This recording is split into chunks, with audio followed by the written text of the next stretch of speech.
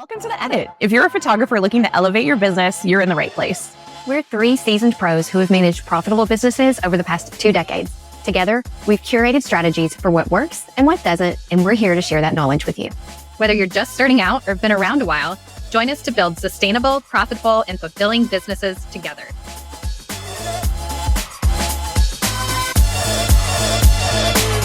Hello and welcome. We are so excited to have Ambreia Turner here with us today for an interview. And this is my second interview with her in just a few weeks, which is amazing because she is a wealth of knowledge. She really is. And so we, before we talked about how to start over in a new market, and you have that's just one little piece of all this knowledge that you have. And so I'm so excited to kind of have the conversation go forward even more and learn more from you. And I just want to give a quick, brief introduction about who you are, but I'll let you do a little more of it. But you're in the Washington, D.C. area, and you moved there from Alabama. So you are a Southern girl like me, like Erin. I'm not really Southern anymore since I'm up here in Minnesota, but I always will be in my heart. There's snow on the ground already. Yes.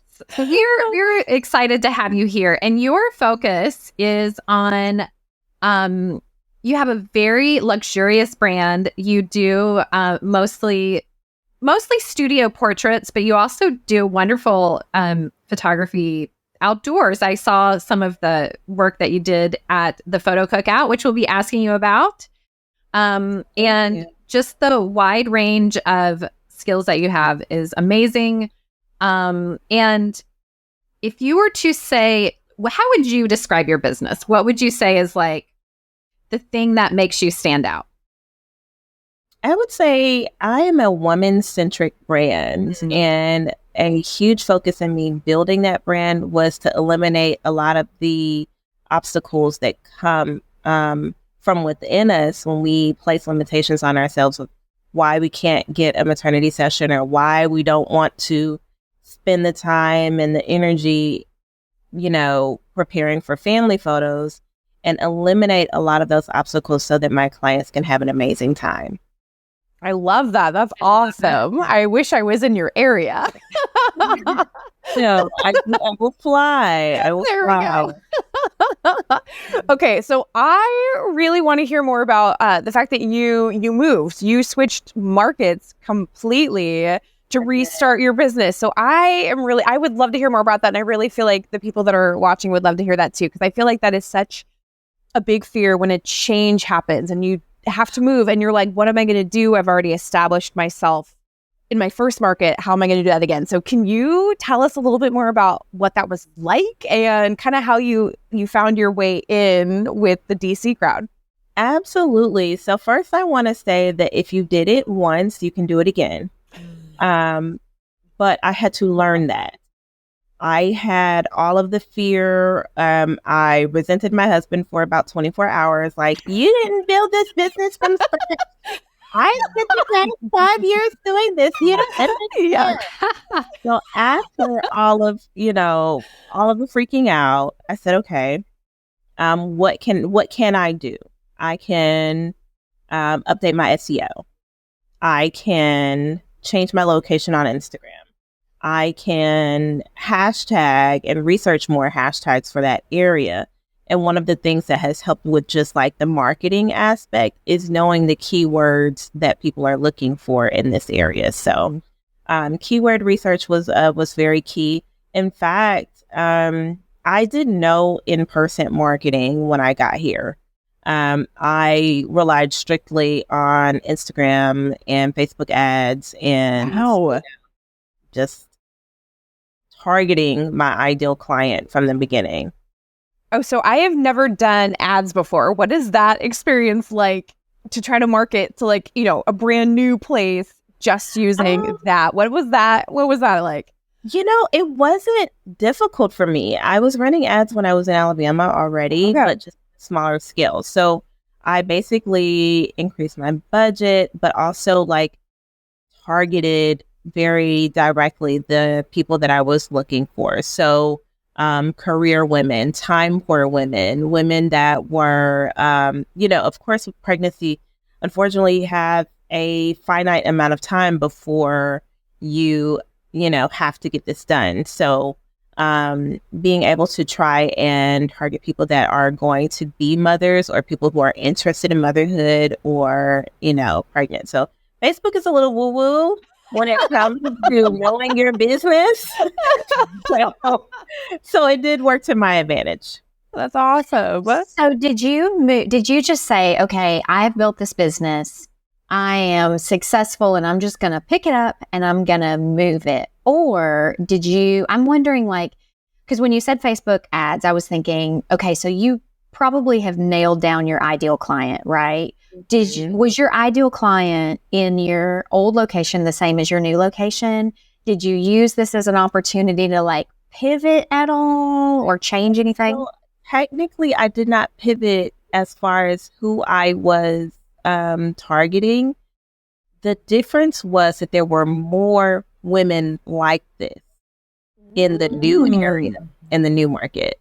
You all know what it's like to be in the South and have so many people emphasize the importance of your baby over yourself. Girl, that's true. So, and then I would say there's a age demographic difference in when women are starting families in this market versus the South. So those were like the two major things. I found that husbands were a lot more supportive of their spouse or their partner coming in for this experience, and both parties believed that she deserved this experience. That's awesome. I feel like I hear so many negative things about the male partners or the dads or whoever those may be.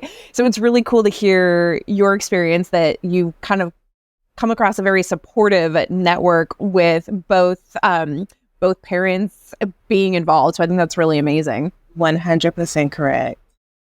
Because you got a house full of kids, right? Like, motherhood. The nest is full. We're not looking to add any little birdies. Fortunately, we are all done. That ship has sailed. And I literally had a moment yesterday when I looked at my son, my youngest, Xander. He's 4, and he just frolicked into my room, and I was like, I will never have to potty train anyone again. That's a wonderful moment. I was like, you know what? You are it. You are it. I had that exact same experience the other day. We were at a trunk or treat thing for Halloween, and my 3-year-old had to pee, and there's no restrooms, of course, because it's outside of the school, and we had to go take her to the bushes. And I was like, you know what? There will be a time where I won't be doing this anymore. And it was one of those things where you're like, wow, this is so weird that this is one of the few times I have left that I'm going to go do this. But those weird thoughts that hit you as a mom, where you're like, I'm going to be really excited when this stage is done. But at least she's able to do it now. Yes, right. Absolutely. I would say there are so many firsts that a lot of moms experience. I'm now officially on my last. That era is going to last for a long time because he's only 4. Yeah. So my last graduate is not going to happen for at least another 14 years. Mm-hmm. But I feel like that puts you in a really unique situation to be able to market to moms to be, because you're there, you've been in it, you know what it's like. Tell us more about your client experience, what, because I know that you do a lot of in studio. So what is an studio experience for your clients? So I feel like my client experience overall is just amazing. I do try to blow their minds. Awesome. But my clients, I do feel like they are vetted as well. So initially we have a vision call, and that gives me the chance to get to know them, to set expectations for what my process looks like, what comes for the initial investment, which is their session fee, and then the range with which they can invest after their session. And then I let the client know that a part of our experience is a planning meeting that takes place over Zoom. So at that point, we are coordinating outfits. We are, kind of gauging what their inspiration is for their photos, but also we are talking about products. So we talk about products throughout the experience, which makes, the sales meeting or the ordering appointment or viewing appointment, whatever you call it, more enjoyable. Once they come in for the day of their session, they immediately go into makeup, and I'm pulling out the outfits, and they're getting really excited. Love it. Their partners sometimes, sit with us while, she's getting makeup done. And during that time, I'm like a busy little bee. I'm just making, preparations. I'm setting up backdrops and props and things that can be added on. And then, of course, we're going through like their accessories, their jewelry, and things like that. So they truly do feel like I'm not only there to capture them, but also to assist them in making sure that this goes off very amazing. And so throughout the process of being in studio, we play music, we offer them refreshments. I'm checking in because I know what it's like to be pregnant and be very tired and, need a little break. And, afterwards we go back through my studio and we talk about like the sizes of, the art, because it's their first time seeing it in person. And from there, they have a really good idea of what they want in the end. I love it. That's so awesome. Mm-hmm. Like a very pampering experience. Yes. And much deserved. Yes, very much.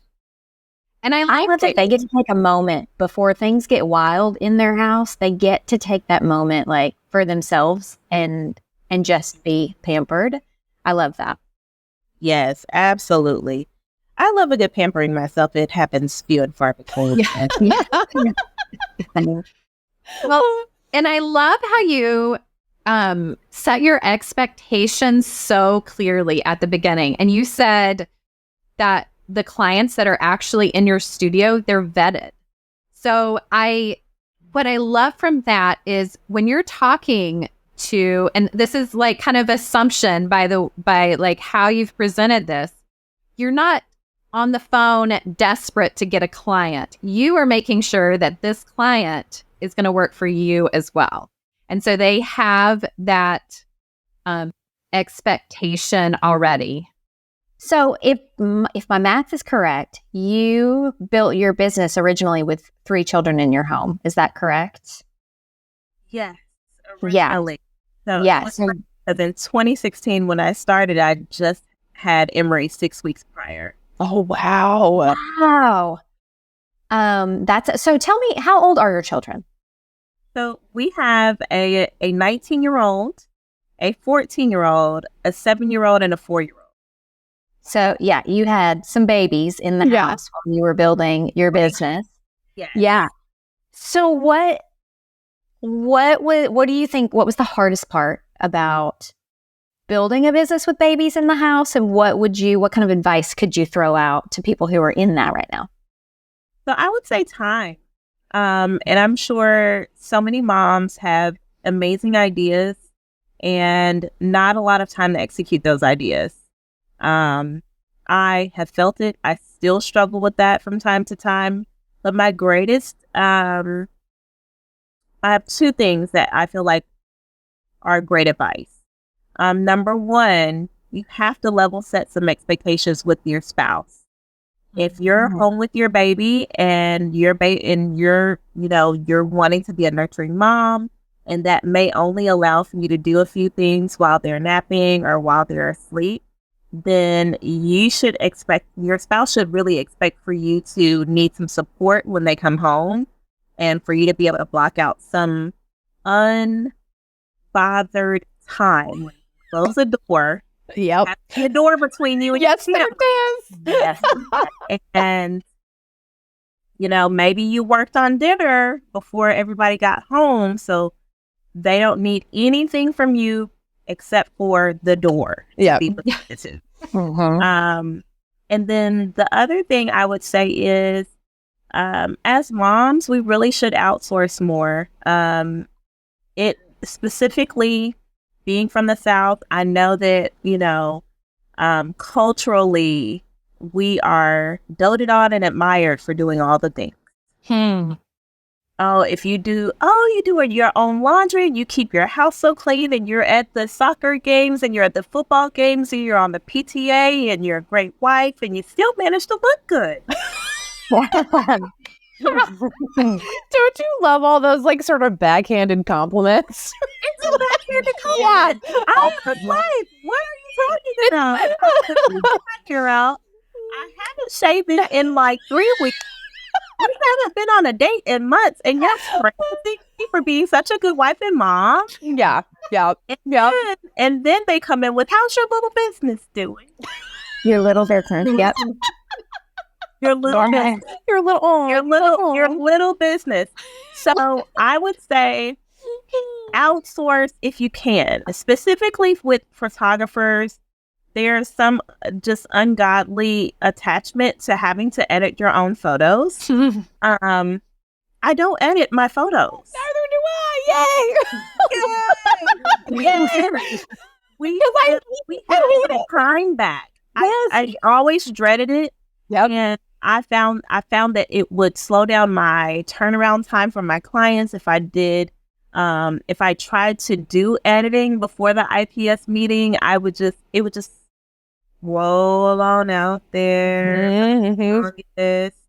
And so I outsource there, but there are some things home-wise that I like to outsource too. For example, cleaning. Like I can't work from home if my house is crazy. If there's laundry for me to see, if there's, dog hair that needs to be vacuumed, or somebody moved things around the living room, I can't even focus.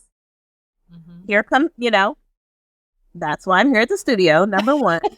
But number two, my husband knows that about me, so we put it in the budget to have somebody come and clean. That's awesome. Yep. So make sure that your pricing reflects the lifestyle that you want to live, where your stress is low and your time that you get to be with your family is high. That's amazing. Love it. Such good advice. I know, just did your talk at the Photo Cookout. One of the things you talked about was boundaries, which it sounds like this really leads into that, where you have set up some really good boundaries for yourself. I know that in your talk, it was you had 20 different ways to 20 new different ways to say no. Not that I think you need to go over all I of wish those. it was 20. It was a lot. It was like 12. Okay, I love it was so many. I was like, whoa. Can you just share one or two of those? Yeah, I don't have the capacity for that right now. Oh, yeah. Yeah, good. Really good. Or the allotted budget for this does not align with my priorities right now. Oh, that's so good. That's a nice letdown. Yeah. And that means that if I'm going to add this to my plate, I need more money. Oh my gosh, I love that.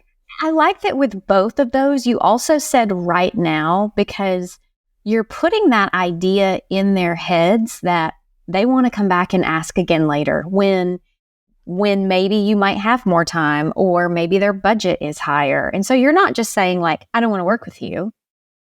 Right. I can't do this right now. This does not work for me right now. But it's not as offensive as just being peace. And it is. If you want to have longevity in business, there are some people that will come back around and they'll approach you again when they understand your value. And number one, the boundary that you already set does share that, you have a value that doesn't align with your budget right now. But number two, that you already know that you're worth it. So come back with a different offer. Yeah. And I think that there's nothing wrong with saying it. And I feel like those are nicer ways to say it and to phrase it that help people to, kind of digest it for themselves. But no is a complete sentence. Mm-hmm.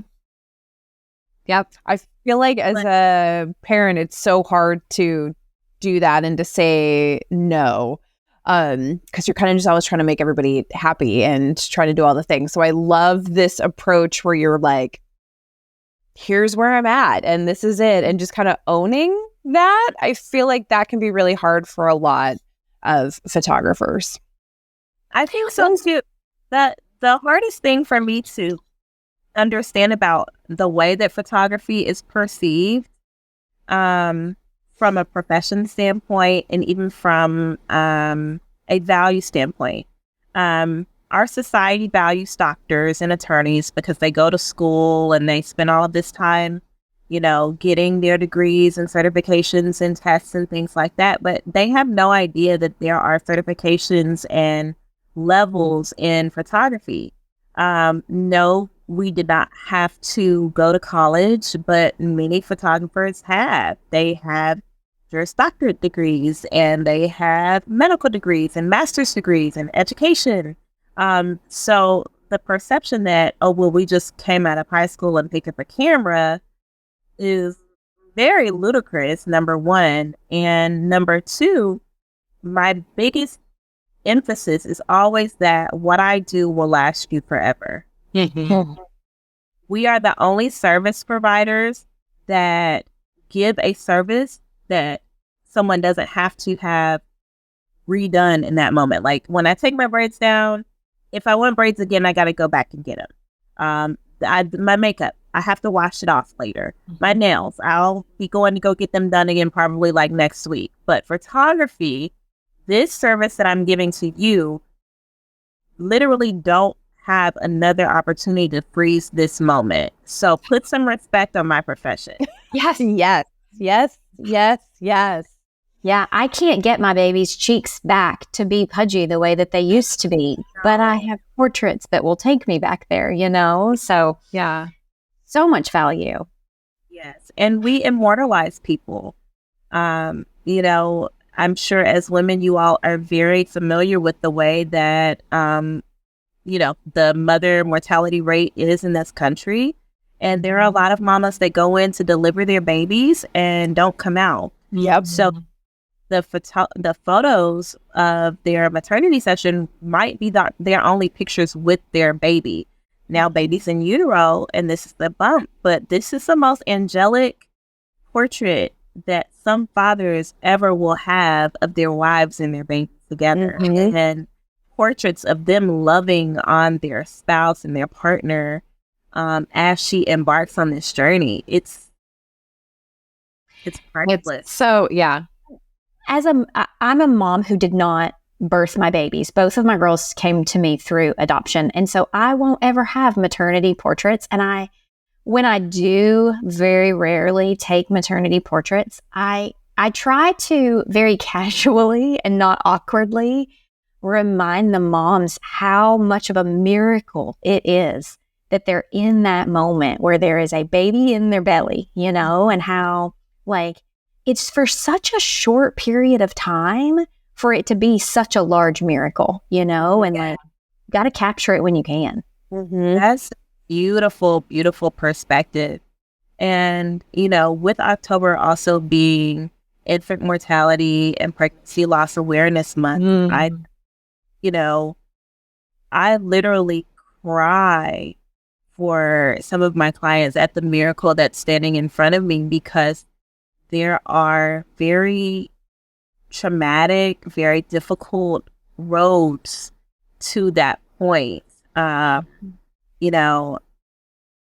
even just speaking with some of my clients and prompting them okay, so give your belly a hug right now. Imagine that this is the moment where you get this baby placed on your chest, and to witness and see and capture those emotions that come over them when maybe they've had 5 losses prior to this point. There's that purpose, and those moments are my driving force. So with my first, I would say 3 pregnancies, technically, I didn't have maternity portraits. My son, my youngest, I did have a maternity photo shoot, but I had to do that at 20 weeks because I've had all of my other children so early. Wow. My oldest came at 30 weeks gestation.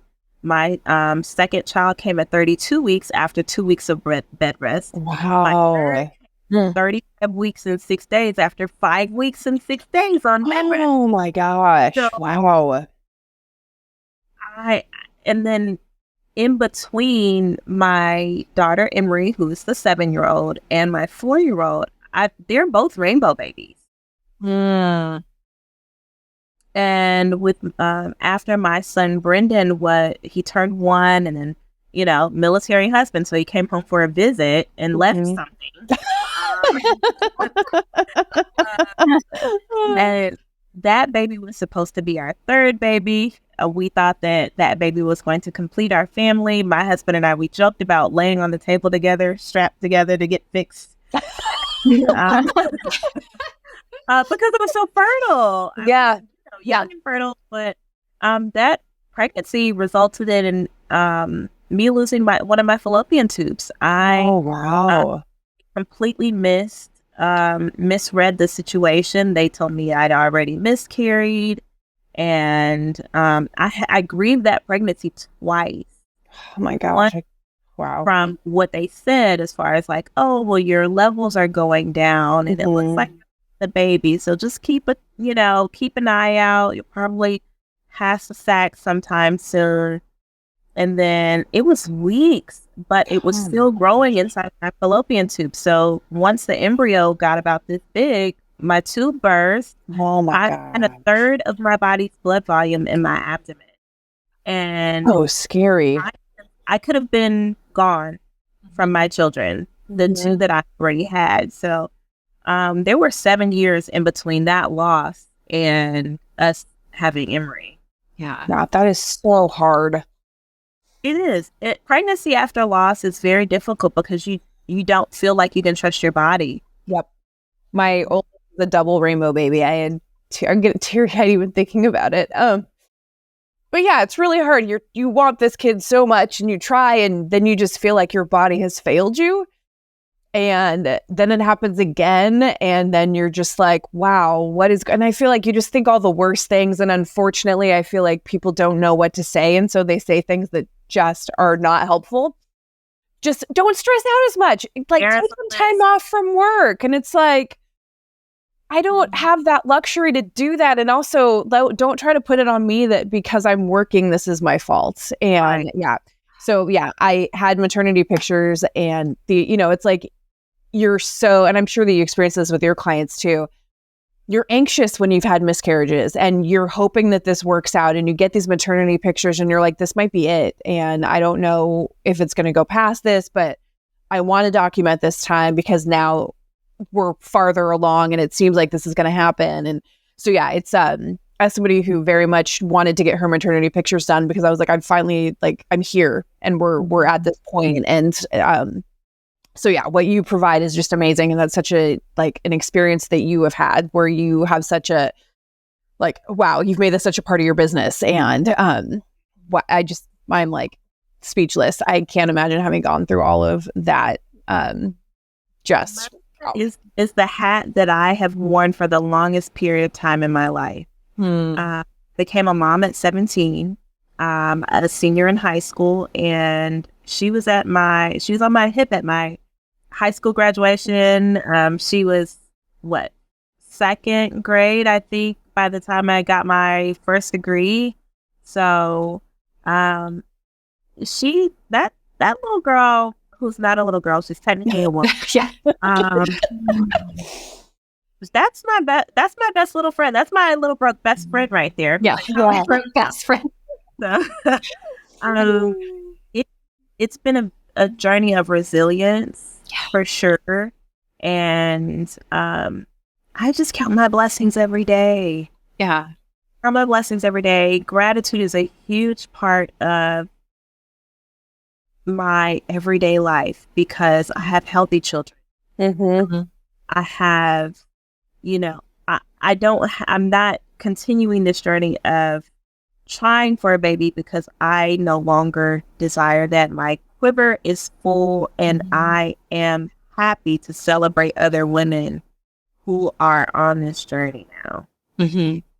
Oh, I love that. I love that so much. And I'm sure I'm sure your clients see that. Like, it sounds like your experience with them is just so amazing, and it sounds like they feel pampered, and how amazing to have somebody that is photographing you in such an intimate moment too. It really is intimate to have somebody photograph you when you're pregnant, and to just have like, I would have loved to have you as a cheerleader to photograph along the way, where it's just like, I love to root for them. I love to, when they come back for newborn, I might be able to help them, troubleshoot their latch, or, I mean, it's kind of fun to tell people this is how you don't get peed on with little boys.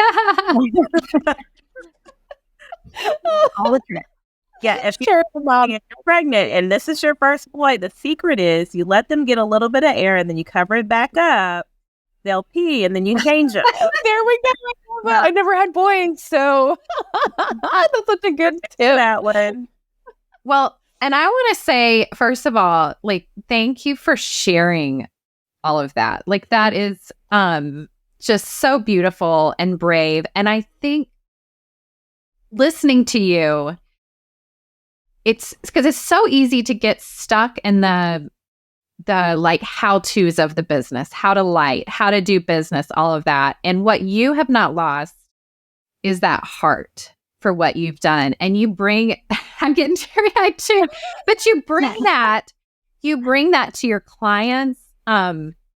That's like such a gift that you're able to give people. And I think this shows, I think it's very easy as photographers. And I know I've been through this myself, where I think, what am I doing? This isn't important. I'm not a doctor or a lawyer. But what you're doing is not only providing them with images that are going to last a lifetime, but you're connecting with women and you're supporting them. And that is, that's so rare that people in their careers get to have that sort of connection and that product that's going to last so long. And so I think I just love that you have been able to articulate that. And I think, if you're listening to this right now, first of all, listen to what she said and keep that in your head, that like what you're doing is important. It is so important. And think about that connection and how you can share that with your clients, whatever that is in your heart that's kind of pulling you to do the photography that you love and that you want to do. It's so important. So yes. Thank you. Thank you so much, Whitney, for that. I'm at a point in my healing that I can talk about it. And so I enjoy sharing because I feel like we don't talk about loss enough. It's a taboo thing. And, as she was saying, being, having so many people tell you why you're not carrying a baby, it's so cruel. It's so cruel. And, or even the notion of, well, you could try again. Yep. Let me. Yep. If you don't go out somewhere, because the Lord will bless you when you'll learn boundaries. Yes. In that moment. But it's a part of my journey and it's a part of my story. And it's one of the reasons why I'm able to connect so, authentically with my clients. I love that. So invaluable. yes, yes. And we're getting close to the point of wrapping up, but and I love this conversation. So you did just speak at the Photo Cookout, and I want to hear more about that. I want to, because I know I didn't really even know about the Photo Cookout until this year, and it's been around for 3 or 4 years. And so I Thanks. This was our 6th photo cookout. Yeah. Oh, amazing. And I think it's so important. Like, I would love to share with our community about it. And can you just share with us in your own words what it is, how you were involved, where they can go so that they can sign up for next year? Absolutely. So the Photo Cookout is a very unique conference that was founded by Tamaya Colvin. Well, Dr. Tamaya Colvin, let me put some respect on her name. Yes. Dr. Tamaya Colvin, who has founded Tamaya Colvin Education. And basically, she created a safe space for Black photographers and people of color to learn some of the, best kept secrets in our industry that are oftentimes gatekept. With her creation of and founding this conference, she has created an opportunity and a space for not only for creatives to learn, but for creatives to start their path on their journey to becoming educators and becoming speakers and becoming ambassadors for some of the more major brands such as Sony, Nikon, and Canon. Wow. The other really cool thing is that when you go to this conference, it feels like a family reunion. Love that. One of the most welcoming communities where, it really doesn't matter what you look like or what you shoot or how much your business does, or if you're full-time or if you're part-time or if you're beginning. It is really, everybody can take away something. And I had so many amazing takeaways. I got to watch Sophia Barrett share her process for creating amazing, beautiful portraits. And I would love to be photographed by her. I totally fangirl when I see her. Mitha Lee, he spoke about building a team and not having to do all of this by yourself. But I had no idea that he had been, building a team since 2017. And all of these people are associates of his business, but also run their own thriving businesses as well. Oh, wow. I got to, be instructed by Joshua Duane and LeJune King, and they talked about, number one, 6-figure studios, but also Joshua talked about being a content creator and making that move into being able to create content for different corporations. So, awesome knowledge, and you will learn a lot. Oh my gosh! And then I got to hang out with Jerry Gionis. Come on. It was so amazing. And there was so much more. Actually, at the last minute, someone else had to switch their schedule. So I was able to teach a impactful maternity posing photo walk. And that was awesome. So fun. It was so cool. That sounds like such an amazing experience.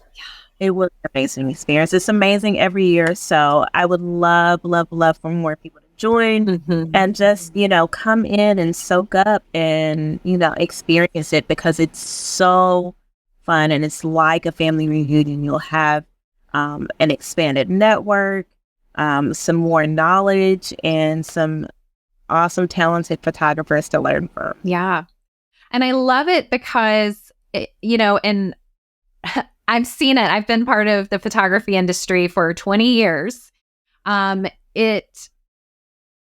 lot of the conferences you have to, there's certain doors that you have to be in already to be listened to. And so a lot of very talented photographers with some, like a wealth of knowledge that is sometimes even better than who you maybe even are used to seeing, get left out of conferences. And so I love that the Photography Cookout has was made so that we have you and all the photographers involved have been able to open the doors for more Black photographers to speak and share all that they know. And watching so I've like followed the Photo Cookout all during the conference, and I was like so wanting to be there. So maybe, it just looked like so much fun. And and so I think and you shared with me before, like it is for everyone. So, show up, learn from new people, spread your imaginations, and who you follow and who you listen to. I think it's just a great way to, because there's so many, like even learning from you, I have learned so much just talking with you today, which is amazing. And we have just a few minutes left, really quick. If you could change one thing, if you were starting over your business today, what would that be? Do you want me to sing some Jeopardy music in the back? I'm open to Jeopardy music right now because we sprang this one on. We did. We actually talked about how we should have told you, but beforehand, and that's how it goes. I love it. I love the hot seat moment, and I'm okay. I think from the beginning, when I started my business, I did not have childcare for Emery, and while I cherish the time that we got to spend together, and I really, really would hope not to change it, I ended up enrolling her and Xander when my husband deployed. So she was born in 2016, he deployed in 2019, and then I made some shifts. I enrolled her in a Mom's Day Out program, and most people know that that's an abbreviated day, but for a fraction of the cost of like traditional daycare. So the two of them were at school from about 9 until about 1 or 2, something like that. And those few hours uninterrupted to do some work, take on a session, or it was just at least predictable time. Mm-hmm. One of the biggest things that I try to preach is an ideal schedule. Look at your calendar, look at the schedule that you want to have, I always put my kids' holidays, times when they'll be out of school, doctor's appointments. My son goes to speech twice a week. Those days are not technically work days. They are, days for either errands, or I can do virtual meetings on those days, but they're not shooting days for me. Mm-hmm. But creating an ideal calendar where you can have some predictable time to work, that was a game changer for me. And I feel like having that set up kind of sooner would have helped me to grow my business. Yep. Great. I love it. Yep. Awesome. And then where can people go to follow you and see your work? So if you want to follow along with my mompreneur journey, you can follow me at Ambreia_artistry on Instagram. You can check out my website at www.ambreiaartistry.com. And if you are interested in connecting, I love to do virtual coffee dates. So DM me. Yeah, I love it. I'm like, I might just do that too. And make sure we are going to have links to all of this in our newsletter. So make sure you go, if you've not signed up for the edit for our newsletter, go to theeditweekly.com, sign up, and you will get to see Ambreia's work. We might even have some other links in here, links to the Photo Cookout. And yeah, we would love for you to join us. And Ambreia, thank you so much. This was such a great conversation. This was amazing. I love it. Ladies, Yeah, so great. Whitney and Erin, you all are amazing. Amanda, Thank you. This was Thank you. Yes. Okay. Speaking of Mother's Day out, y'all, I gotta go. No, you gotta go. Oh, bye, Erin.